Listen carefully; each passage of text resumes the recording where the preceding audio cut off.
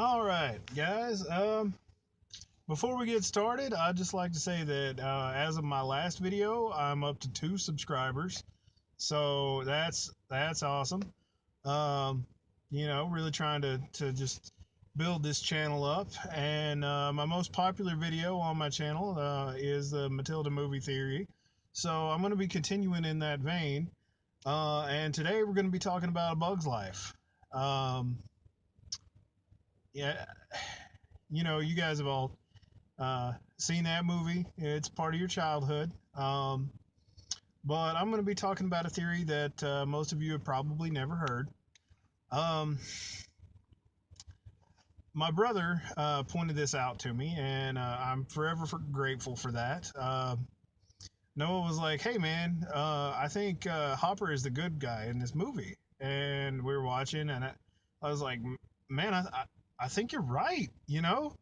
Um, he actually is. So let's talk about a couple of different ways of explaining it. But I feel like if you watch the movie, you probably already know what I'm talking about.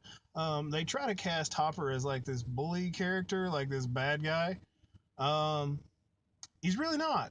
He's really trying to do the right thing. So let's. I'm gonna go with like theory A first, and then I'm gonna give you theory B. So you gotta wait for theory B because it's pretty crazy.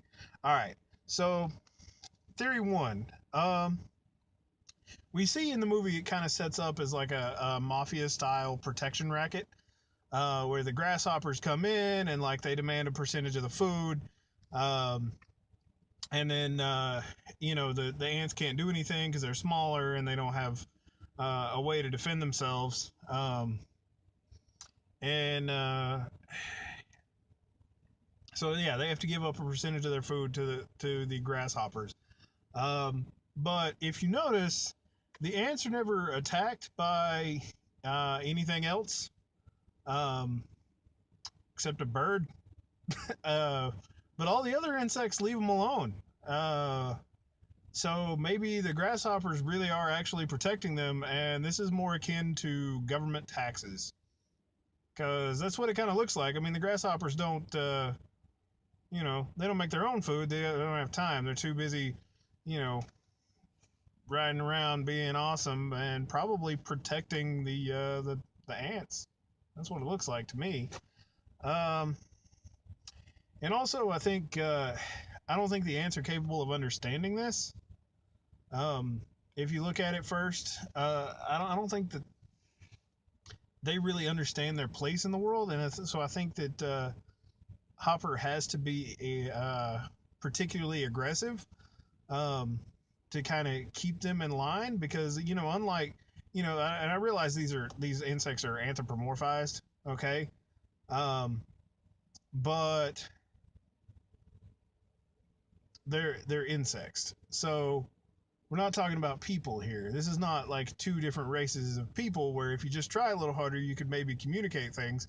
This is like one species communicating with an inferior species, and they're trying to train them, and so they're hurting them like cattle. They kind of like uh, have to force them be a little bit more rough than they would be if they were a little bit smarter, say like a dog, and could understand what was going on.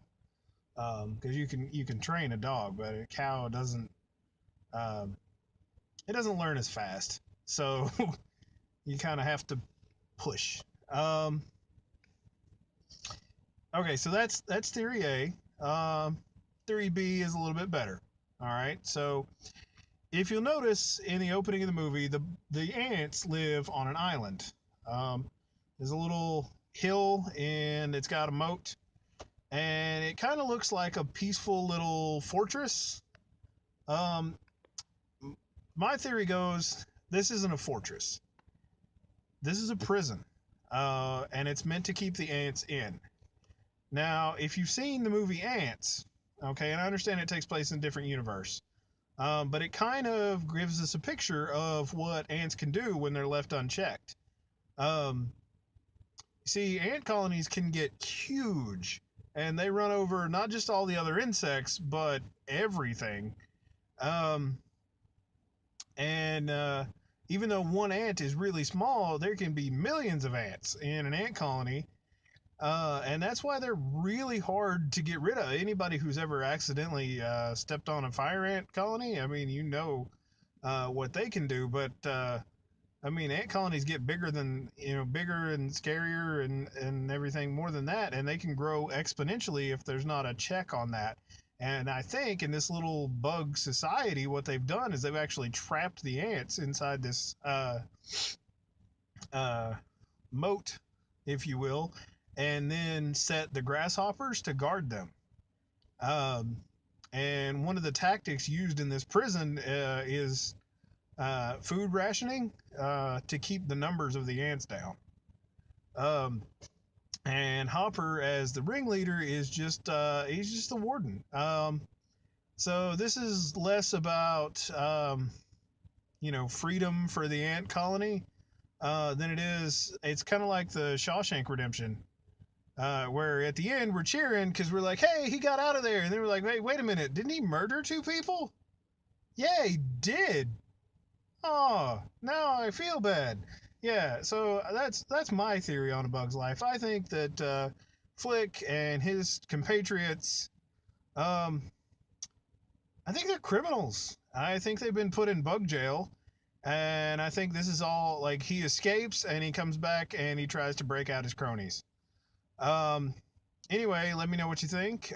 Be sure to like and subscribe, and I will see you guys around, probably with more movie theories. All right, guys.